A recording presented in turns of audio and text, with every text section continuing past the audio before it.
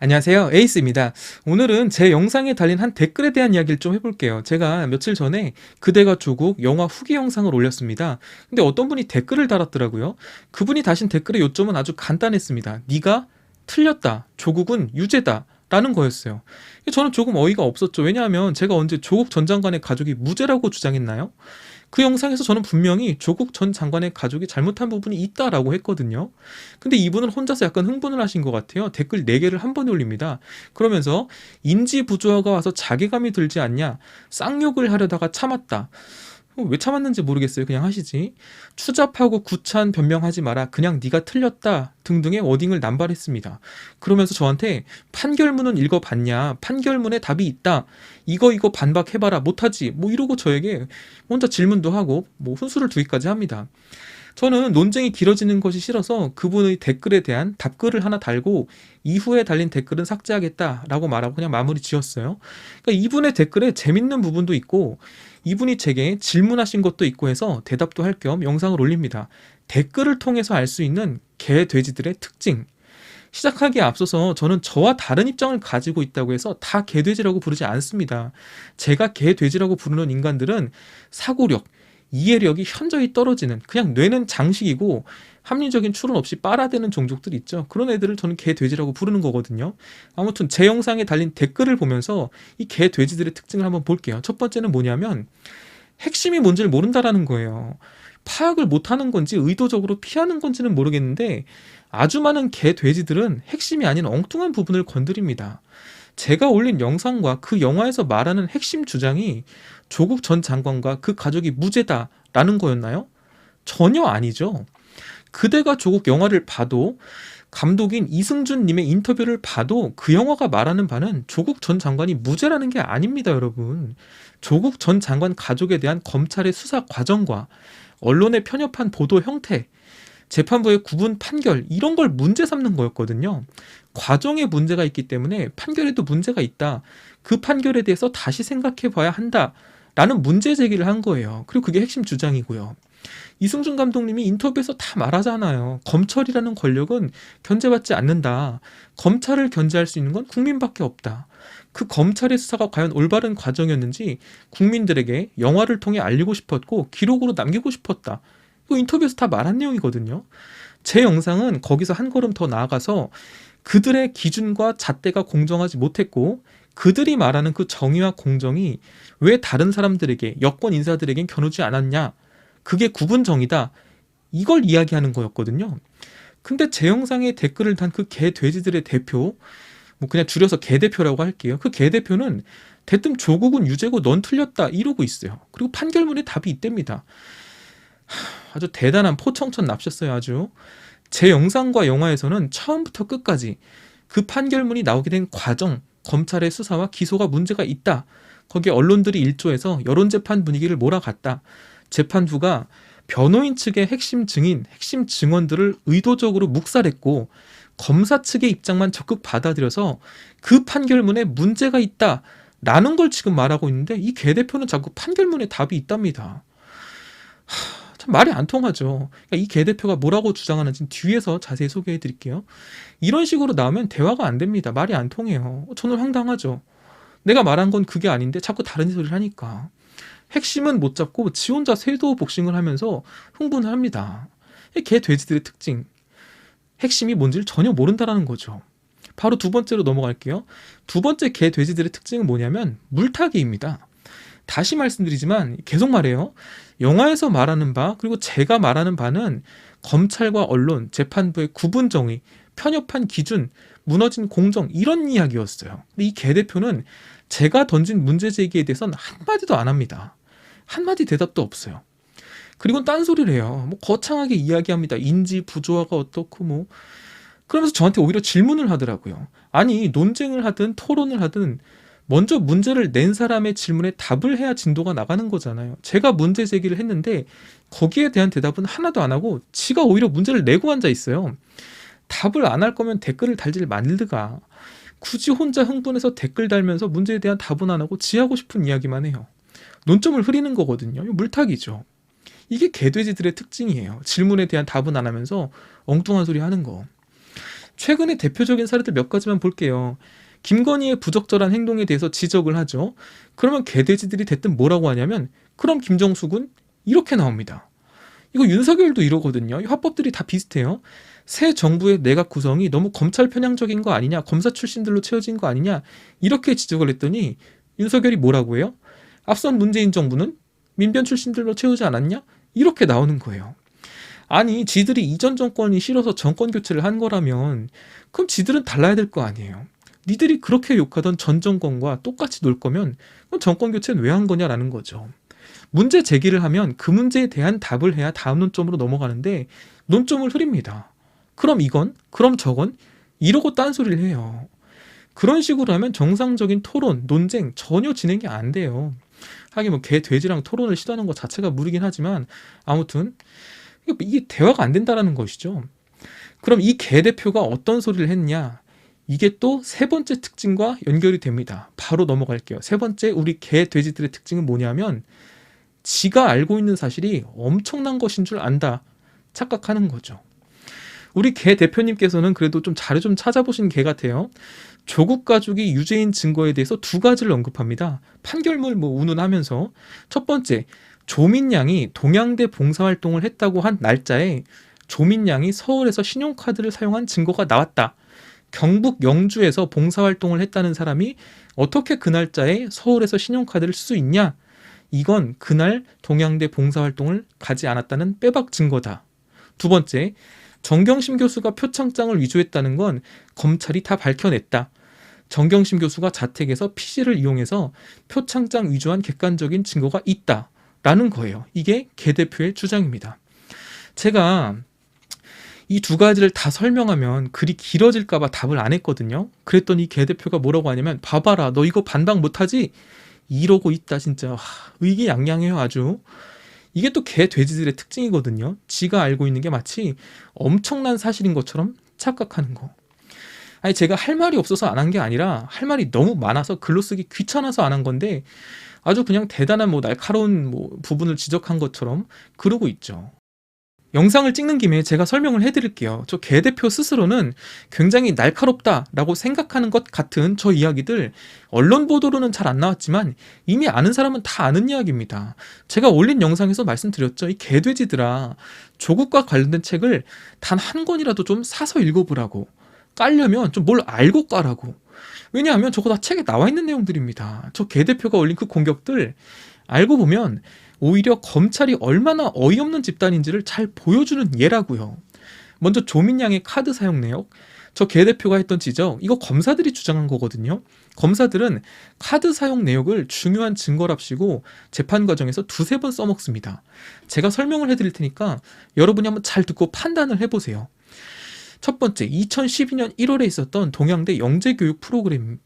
이때 검사들은 이렇게 주장을 합니다. 경북 영주 소재의 동양대 프로그램이 있었던 날 조민은 서울에서 카드를 썼다. 그러므로 조민은 서울에 있었던 것이고 동양대에 가지 않았다. 여러분은 이 말을 듣고 어떤 생각이 드세요? 아, 조민이 동양대에 절대 가지 않았겠구나. 이렇게 생각이 드시나요? 경북 영주, 동양대는 서울에서 겁나 먼 거 아니야? 라는 선입견이 있다면 그렇게 생각할 수도 있죠. 저도 그렇게 생각했었으니까요. 근데 저도 서울에 살지만 제가 있는 곳에서 동양대까지 내비 찍어보니까 2시간 8분 9분 나옵니다. 동양대가 무슨 해외에 있나요? 동양대 봉사활동 날 서울에서 카드 사용한 거면 동양대 안 간 겁니까? 검찰은 이렇게 주장을 해요. 2012년 1월 28일 동양대에서 영재교육 프로그램이 있었다는 거죠. 근데 조민양의 카드 사용 내역을 보니까 1월 27일 저녁에 방배동에서 카드를 사용했고 29일 아침에도 방배동에서 카드를 사용한 내역이 있기 때문에 조민양은 28일에 동양대에 없었다라는 겁니다. 그리고 2월 11일 이날도 동양대 프로그램이 있던 날인데 조민양이 밤 9시에 고려대 인근에서 타은행에 송금한 기록이 있대요. 그러므로 11일에는 동양대가 아닌 서울에 있었다라는 겁니다. 여러분, 이게 말이 되나요? 검찰의 주장이 이런 식이에요. 검찰이 이렇게 주장하는 근거는 오히려 조민양의 진술이랍니다. 그래서 조민양이 뭐라고 진술했나 봤더니 조민양이 이렇게 말을 했어요. 영주에 가면 며칠 머물다가 오기도 했다.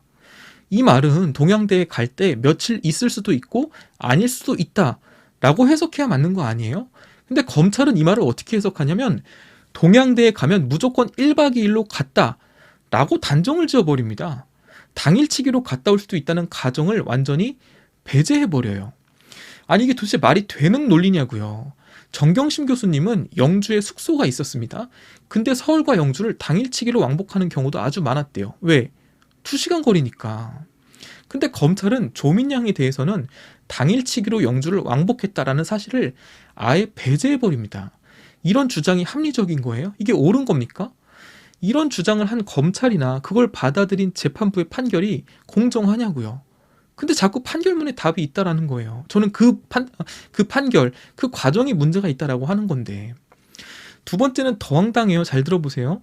2012년 여름 동양대에서 3기 여름방학 행사 프로그램이 또 있었습니다. 조민양도 거기서 봉사할 예정이었고요. 검찰은 8월 14일부터 31일까지 조민양의 신용카드, 체크카드, 통장 거래 내역을 살핀 결과 8월 29일 하루를 제외하고는 모두 서울 또는 부산에서 체크카드, 신용카드를 사용한 기록이 발견되었지만 동양대가 있는 영주에서 사용한 기록은 없었다라고 적시했습니다. 부산은 왜 갔냐면 거기 이제 친척집이 있어서 그런 거예요. 여러분 어떠세요? 이 말만 들으면 조민양이 뭔가 엄청난 문제가 있는 것 같죠? 근데 여러분 이 카드 사용 내역은 당연한 거예요. 문제가 없습니다. 왜냐하면 이 여름방학 3기 프로그램은 응모자가 적어서 취소되었거든요. 열리지 않은 행사였어요. 조민양이 동양대에 갈 이유가 없었다는 겁니다. 왜? 프로그램 자체가 취소되었으니까요. 이 부분도 다 책에 있는 내용이에요. 이 책인데 보세요. 이 고일석 기자님과 프로그래머 박지훈 님이 쓴 책입니다.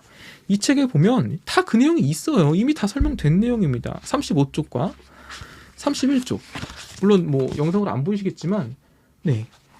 제가 다 밑줄 그으면서 읽은 내용들입니다. 이게 검찰의 주장이라고요. 당사자가 이런 판결 결과를 받으면 안 억울하겠습니까? 오히려 이 카드 사용 내역에 대해서는 제가 묻고 싶습니다. 10년 전 한 여대생의 카드 사용 내역까지 탈탈 털어서 초 단위로 동선을 체크하는 그 꼼꼼한 수사 능력이 왜 조민양에게만 발휘되는 건가요? 의혹을 받고 있는 다른 사람들에 대해서는 왜 그렇게 관대한 거죠? 조사조차 안 하잖아요. 여러분들은 10년 전 1월 28일에 어디서 뭘 했는지 누굴 만났는지 기억하세요? 한 달 전 기억이 가물가물하신 분들도 많죠? 10년이라는 시간은 내 기억도 뚜렷하지 않은 시간입니다. 그런데 검찰은 오로지 카드 사용 내용만을 통해서 10년 전의 일들을 규정하고 단정 짓고 정죄하고 있어요. 너는 거기 가지 않았다 이러면서. 검찰의 주장들을 우리는 가는 곳마다 카드를 사용해야 되고 업무일지를 쓰면서 기록을 남겨야만 내가 한 일을 증명할 수 있는 거예요. 그 기록이 없으면 우리는 그 일을 하지도 않고 거기에 가지도 않은 게 됩니다. 왜?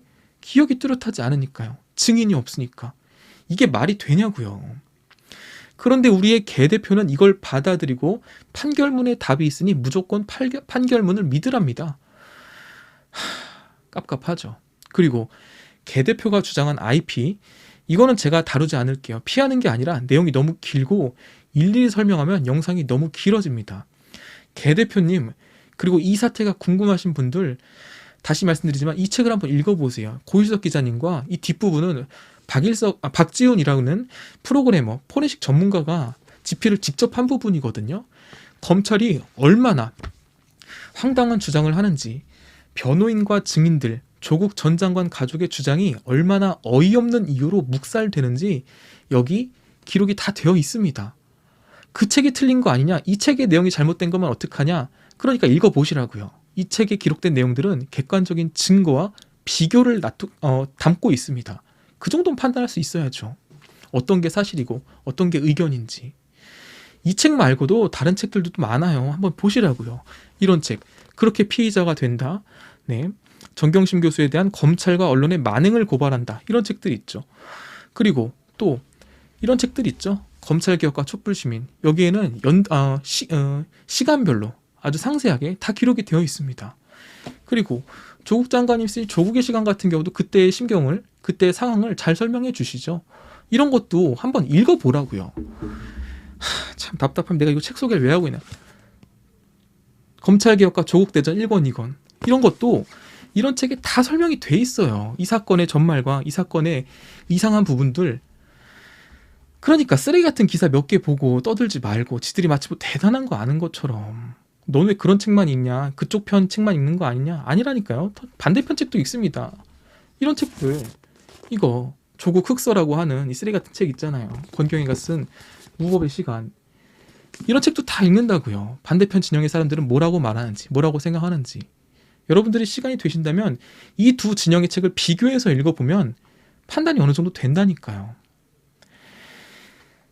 우리 개 대표님 마치 본인이 무슨 대단한 증거를 알고 있는 것처럼 객관적인 증거가 어떻고 저쩌고 판결문이 어쩌고 저쩌고 아주 대단한 검사 나으리 나셨어요. 아주 지들이 하는 주장이 뭐 절대 반박 못할 엄청난 주장인 줄 알고 있죠. 진짜 가짜습니다. 진짜 개 돼지들의 세 번째 특징, 지가 아는 게 대단한 정보인 줄 안다. 다시 한번 말씀드리지만 저는 조국 전 장관과 그 가족이 무죄다라고 무턱대고 주장하고 빨아대는 게 아닙니다. 한 가족을 잔인하게 사냥한 이 어이없는 사태, 이 어이없는 사건을 안타깝게 여기는 거예요. 어설픈 근거, 말꼬리투리 잡는 식의 인신공격 말고 그러니까 니네 눈으로 좀 찾아보고 생각이라는 걸 해서 판단이라는 걸 좀 해보라고요. 관심 없을 수도 있죠. 모든 이들이 정치에 관심을 갖지는 않겠죠. 근데 그럴 거면 근거 없이 욕하고 비난하지는 말자라는 거예요. 당신이 개 돼지가 아니길 바랍니다. 어이가 없어서 댓글에 대한 영상을 따로 올려봅니다. 이상 에이스였습니다.